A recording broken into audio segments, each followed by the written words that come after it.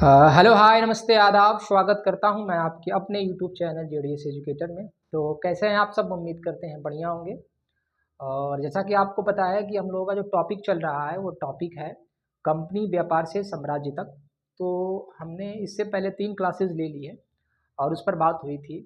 हमने देखा कि प्लासी के बैटल से लेकर और आंग्ल मराठा युद्ध के तक की बात करें तो कंपनी ने क्या किया, कई ऐसे राज्यों को अपने अंडर मिला लिया, जीत लिया, उस पर कब्जा कर लिया। तो कंपनी हर बार ऐसा युद्ध नहीं करना चाहती थी, क्योंकि युद्ध में क्या होता था, बहुत सारे नुकसान होते थे, तो पैसा वगैरह भी लगता था। तो कंपनी क्या करेगी, अपनी पॉलिसीज़ में चेंज करेगी और वो क्या करेगी, कुछ पॉलिटिकल पॉलिसीज़ लेकर आएगी। तो हम उसी पर बात करेंगे, यानी ईस्ट इंडिया कंपनी की नीतियों पर बात करेंगे, उसने कौन कौन सी नीतियाँ उन्होंने लाई। तो सबसे जो पहली पॉलिसीज़ है यानी सब्सिडरी अलायंस पॉलिसी, यानी सहायक संधि को स्टार्ट किया था लॉर्ड वेलेस्ली ने 1798 से 1805 की बात है। ठीक है, तो सब्सिडरी अलायंस क्या होता है?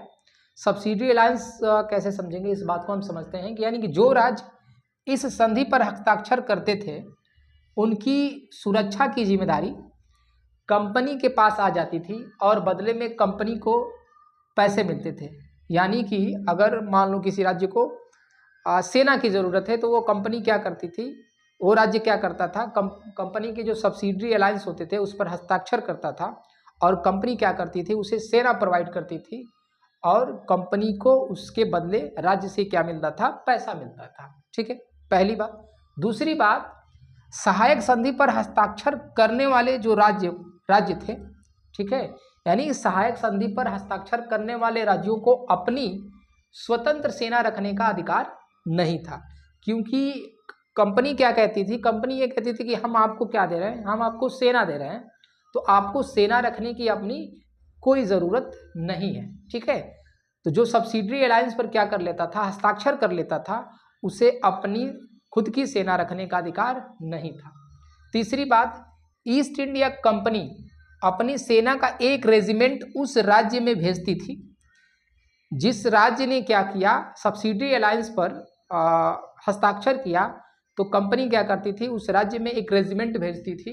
ठीक है, और उस रेजिमेंट का जो पूरा खर्च होता था वो कौन उठाता था, तो वो राज्य को उठाना पड़ता था। ये था सब्सिडरी अलायंस। ठीक है, उसके बाद पॉइंट नंबर 4 समझते हैं।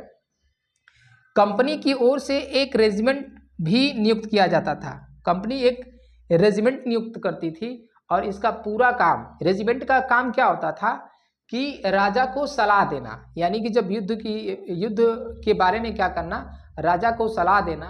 लेकिन ये जो रेजिमेंट थे वो क्या करने लगे, राज्य के आंतरिक मामलों में हस्तक्षेप करने लगे। तो जब राज्य के आंतरिक मामलों में हस्तक्षेप करेंगे तो क्या होंगे भाई, राजा इस पे क्या होंगे, इस पे इनको विरोध होगा, और जब विरोध होगा तो सब्सिडरी अलायंस टूटेगा, और जब सब्सिडरी अलायंस टूटेगा तो वो राज्य कंपनी के हाथ में चला जाएगा।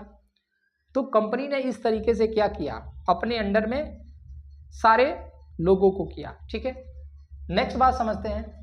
सहायक संधि पर दो हस्ताक्षर करने वाले जो राज्य थे, ठीक है, उनमें कौन था, हैदराबाद में कौन था, निजाम। ठीक है, उसके बाद से मैसूर, हमने पढ़ा था ना कि टीपू सुल्तान के बाद, जब टीपू सुल्तान की मौत हो जाती है तो उसके बाद मैसूर का राजा एक पुराने वाडियार वंश को बना दिया जाता है, उसके साथ क्या कर लिया जाता है, उसके साथ संधि कर लिया जाता है। ठीक है, कंपनी क्या करती है, उसके साथ संधि कर लेती है। उसके बाद अवध और पेशवा की बात करें तो पूरा नहीं लेकिन आधे से अधिक भाग पर कंपनी ने क्या कर लिया था, अपने पास कर लिया था। अवध को 1801 में कुशासन के आधार पर क्या कर लेती है कंपनी, इस अवध को अपने राज्य में मिला लेती है। ठीक है, उसके बाद कंपनी क्या लेकर आएगी फिर, सर्वोच्चता की नीति। कंपनी का ये कहना था, कंपनी का कहना सर्वोच्चता की नीति क्या होती है, इसको स्टार्ट किया था लॉर्ड हेस्टिंग से। कब, लॉर्ड हेस्टिंग ने इसको 1813 से 1823 की बात है। ठीक है, तो सर्वोच्चता की नीति किसने स्टार्ट की थी, लॉर्ड हेस्टिंग ने। सर्वोच्चता की नीति क्या थी, इसमें बात यह की गई थी कि कंपनी का दावा था कि जो कंपनी है वो इसका दावा था कि उसका राज्य सभी राज्यों से, यानी कंपनी जहां जहां कंपनी ने कंट्रोल किया था, तो वो वाला हिस्सा भारत के और सभी हिस्सों से क्या है, सबसे ऊपर है। ठीक है, तो जब ये दावा कर रही है कि कंपनी जो है भारत में क्या है, सुप्रीमेसी है, तो क्या इसे दिखाना होगा कि नहीं? तो वो क्या करेगी, आप देखोगे कि अलग अलग राज्यों पर धीरे धीरे क्या करेगी, कंट्रोल करना स्टार्ट करेगी।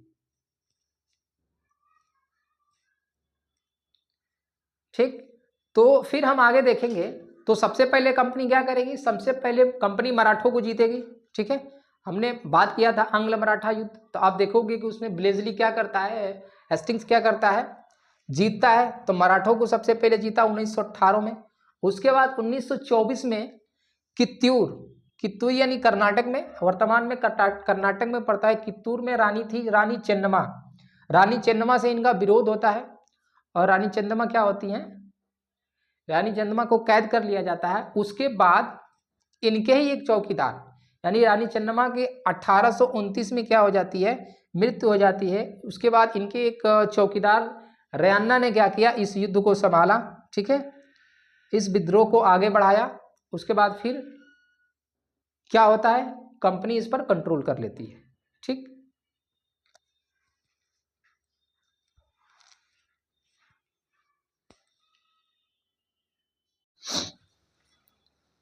ठीक, आगे समझते हैं। अब कंपनी किधर बढ़ेगी, अफगान की तरफ, अफगानिस्तान की तरफ बढ़ेगी। ठीक है, और आंग्ल अफगान युद्ध होगा, यानी 1838 और 1842 की बात करें तो आंग्ल अफगान युद्ध होगा। और इसका जो वास्तविक कारण था, युद्ध का जो वास्तविक कारण ये था कि रूस की बढ़ती हुई शक्ति का डर, इसीलिए वो क्या करेंगे, अफगान की तरफ आगे बढ़ेंगे और वहां पे युद्ध होगा, किससे, अफगानों के साथ होगा। लेकिन अफगान यहाँ पे बहुत मजबूत थे, अंग्रेजों से ये क्या, अफगानों से जो कंपनी थी वो जीत नहीं पाएगी। लेकिन किसी तरह आपसी समझौते के बाद कंपनी क्या करेगी, कंपनी अप्रत्यक्ष रूप से इस क्षेत्र पर अपना प्रभाव स्थापित कर लेगी। ठीक है, तो आंग्ल अफगान युद्ध का जो कारण था, वो कारण क्या था, रूस की बढ़ती हुई शक्ति का डर। उसके बाद सिंध पर 1834 में कंपनी ने क्या कर लिया, सिंध पर कब्जा कर लिया। ठीक, आप उधर पंजाब देखोगे, पंजाब क्षेत्र में तो 1839 में रणजीत सिंह की मृत्यु के बाद पंजाब में आपसी संघर्ष आरंभ हो गए। जब भी आपसी संघर्ष होगा, दो लोग आपस में लड़ेंगे, क्योंकि इस समय तक आप देखोगे कि राष्ट्रवाद की जो भावना है वो भारत के अंदर नहीं आई थी। सबको लगता था कि मेरा राज्य ही मेरा क्या है, देश है। तो जब राष्ट्रवाद की भावना नहीं आएगी तो तब सब लोग क्या होंगे, एक साथ नहीं लड़ेंगे। ठीक है, नेशनलिज्म की जो भावना थी वो नहीं आई थी। तो जब भी दो लोग लड़ेंगे तो उसमें फायदा किसका होगा, कंपनी का होगा, और फायदा उठाकर कंपनी क्या करेगी, अटैक करेगी।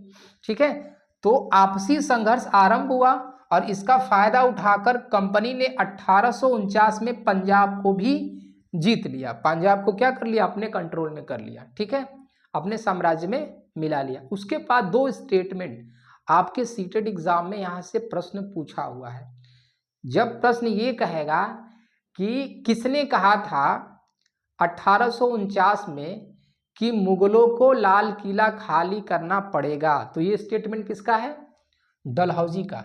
क्योंकि डलहौजी को ये लगता था कि भले ही मुगल क्या हो गए थे, कमजोर हो गए थे, लेकिन मुगलों का अस्तित्व अभी भी भारत में था। जो भारत के जो राजा थे, मुगलों को क्या मानते थे, अपना सबसे उच्च मानते थे, यानी कि अभी भी क्या मानते थे, राजा मानते थे।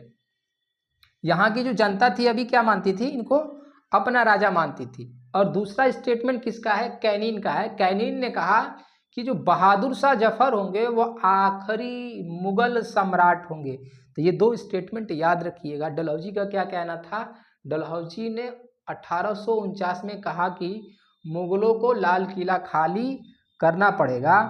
उसके बाद कैनिन ने क्या कहा, कैनिन ने कहा कि बहादुर शाह जफर अंतिम मुगल सम्राट होंगे। ठीक है, तो आज की क्लास में इतना ही। नमस्कार।